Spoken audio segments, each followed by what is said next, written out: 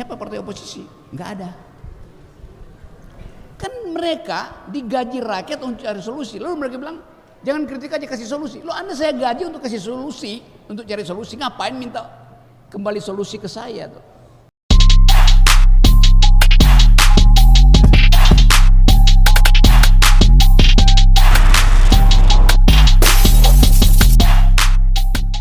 Baik, selanjutnya ya, ini di sini barusan 1, 2, 3. Ya, sebentar. Nanti ada sesi ketiga ya. 3 orang apa 5 orang, Pak Rogi? 3-3 ya, 3-3 ya, 3-3. Assalamualaikum warahmatullahi wabarakatuh. Saya selalu mengikuti apa yang sering disampaikan oleh. Mohon sebut nama asal. Oh ya, mohon maaf. Nama saya Muhammad dari Situbondo. Ya, Situbondo.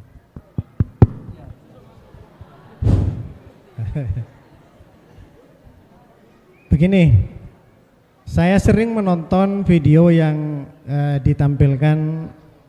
menampilkan Pak Rocky Gerung. Saya pengagum berpikirnya, kemudian cara menyampaikannya saya salut sekali. Bung Rocky ini sering menyampaikan ayat Al-Quran, sering yang disampaikan. Bahkan di sana surat pertama diturunkan, Iqra, Iqra, Iqra, Iqra. Nah, baca-baca, biar pinter baca. Kalau ndak baca, dungu, kan itu. Kemudian sering disampaikan demikian, bagaimana mengasah otak, bagaimana mempergunakan otak ini, akal pikiran ini. Sehingga di dalam Al-Quran banyak disebutkan, walaqad dzara'na li jahannama katsiran minal jinni wal ins. Dan sampai terakhir ya, di akhir ayat itu disampaikan, ulaika kal an'am balhum adall. Jadi orang yang tidak menggunakan akal pikirannya, matanya, pendengarannya, mereka itu seperti binatang. Bahkan mereka lebih sesat daripada binatang. Nah, dalam hal ini seringkali kita mendengar bahwa tokoh kita, ulama kita dilarang melakukan politik. Hingga itu katanya mau mencemari agama. Ada semacam ketakutan di tengah masyarakat kita bahwa Islam ini akan muncul, pemikiran Islam ini akan muncul, sehingga terjadilah pembentukan Islamofobia. Orang takut terhadap Islam sendiri. Nah, hal-hal seperti ini dimakan mentah-mentah oleh umat Islam sendiri. Bahkan ada tokoh dicurigai, ada seperti ini dicurigai, ada tampil dengan kecerdasannya teroris, tampil dengan kecerdasannya dibilang anti Pancasila. Nah, pertanyaan saya, bagaimana mengatasi persoalan ini di negara kita? Bahkan di sini adalah mayoritas Islam. Kenapa kapasitas Islam ini tidak diberi ruang untuk mempergunakan haknya, sehingga tidak selalu dikebiri? Terima kasih. Assalamualaikum warahmatullahi wabarakatuh. Assalamualaikum warahmatullahi wabarakatuh. Baik, langsung kepada pertanyaan. Sebut nama asal. Assalamualaikum warahmatullahi wabarakatuh. Saya Ikramullah dari Situbondo. Saya sangat mengidolakan Profesor Rocky Gerung ini. Prof Rocky ini terkenal selalu mengkritisi pemerintah. Pertanyaan saya adalah, kenapa Profesor Rocky Gerung ini selama ini tidak memberikan solusi terhadap pemerintah?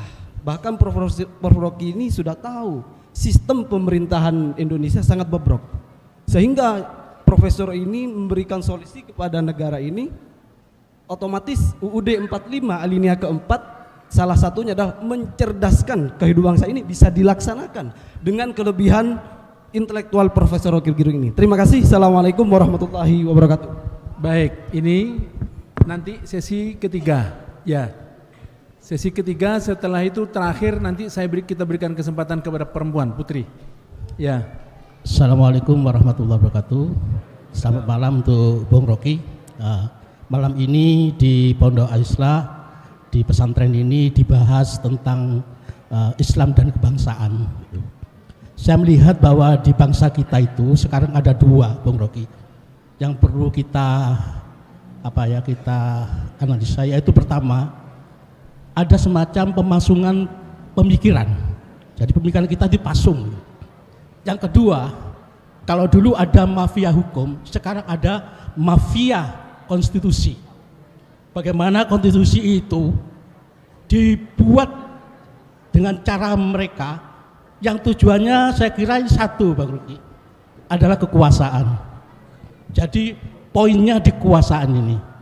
Saya ingin mendapat masukan dari Bung Roky, bagaimana cara mengatasi pemasungan pemikiran kita, pemikiran rakyat Indonesia ini, pemasungan pemikiran paling intelektual ini, dan juga yang sangat berat sekarang ini adalah mafia konstitusi. Bahkan MK aja sudah tidak direken. Ya itu. Terima kasih. Assalamualaikum warahmatullahi wabarakatuh. Waalaikumsalam warahmatullahi wabarakatuh. Silakan, Bu. Oke, yang pertama apa tadi? Saya selalu lupa yang pertama tuh. Poin yang pertama tadi Islamofobia. Oke.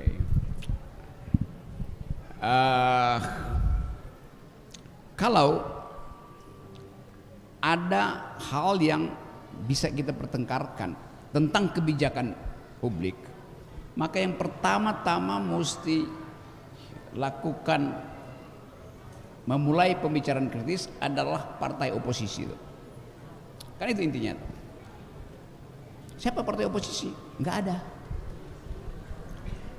Jadi karena nggak ada, saya ambil alih itu. Lalu dia bilang tadi, solusinya apa itu? Saya pernah evaluasi, 80% kabinet itu buruk. Maka saya bilang solusinya ganti 80% menteri itu.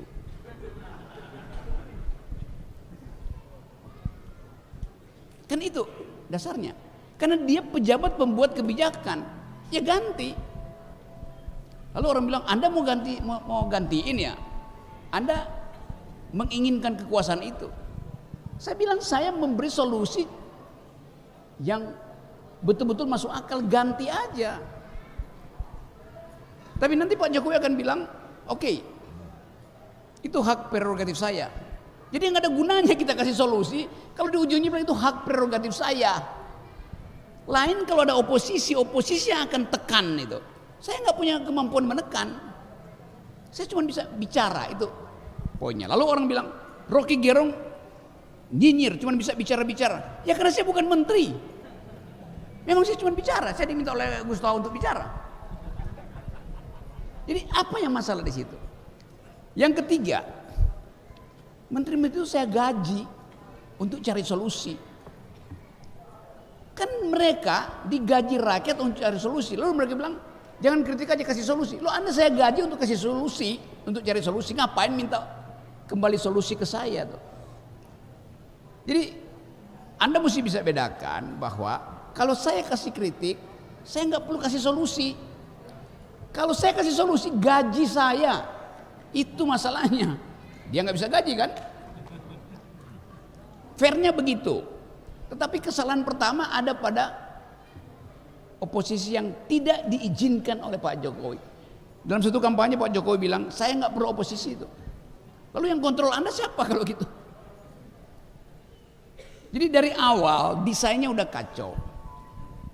Nah karena itu kalau yang beroposisi sekarang dengan mudah dibilang Islamofobi, karena cuma itu mainannya. Jadi kita dinasibkan untuk hidup dengan orang dungu, yang kalau kita terangkan nyinyir. Semua yang kita bicarakan di sini dasar akademisnya ada. Semua yang kita ucapkan dengan sinis di sini maksudnya untuk memperbaiki bangsa. Gak ada di sini yang ingin bangsa ini hancur, karena itu kita kasih kritik gitu. Kalau ditanya misalnya apa prestasi Pak Jokowi, nggak ada, memang nggak ada, sorry aja. Tunjukkan apa? Jalan tol itu, kalau saya bisa berutang, saya sendirian bisa bikin jalan tol dengan suruh saya kumpul 10 arsitek. Gampang aja kan? Lain kalau Pak Jokowi bilang, saya buat jalan tol sesuai dengan janji saya, yaitu tidak berutang. Ini jalan tol pakai utang, siapapun bisa. Kan itu simple. Dan utang itu kemudian dibebankan pada rakyat. Setiap hari Sri Mulyani cari cara untuk majakin rakyat, macam-macam dipajaki sekarang tuh, demi membayar utang itu. Tetapi pendukung rejim tepuk tangan. Hanya di era Jokowi jalan tol jadi panjang, iya, tapi jalan pikiran jadi pendek. Itu konsekuensinya kan. Tanya pada ekonom semacam Faisal Basri, seluruh utang untuk bikin jalan tol keuntungannya balik pada Cina, bukan balik pada kita tuh. Kenapa? Begitu selesai jalan tol itu kalau di dalam sistem pembangunan dunia itu gratisan jalan tol. Masa jalan tol berbayar? Justru jalan tol dimaksudkan untuk efisiensi supaya jalan biasa itu tidak macet, dipindahin jalan tol. Sekarang jalan tol dikasih tarif, akibatnya orang nggak bisa bayar, balik lagi ke jalan biasa, macet lagi di situ kan. Nggak ada di dunia jalan tol itu bayar, kecuali jalan dibikin swasta untuk pergi ke resortnya, itu bayar tuh. Ini jalan tol dari Jakarta sampai Banyuwangi disuruh bayar, kan ngaco. Apalagi begitu jalan tol selesai dijual pada swasta.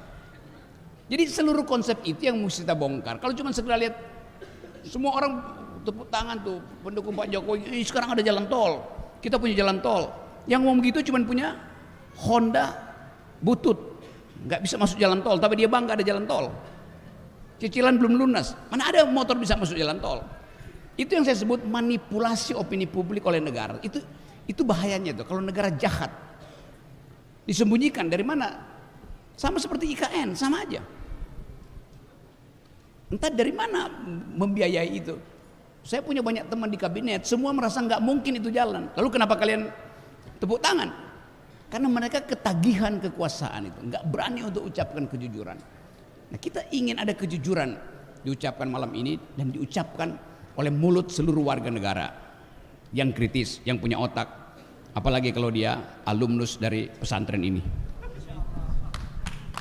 Allahu Akbar.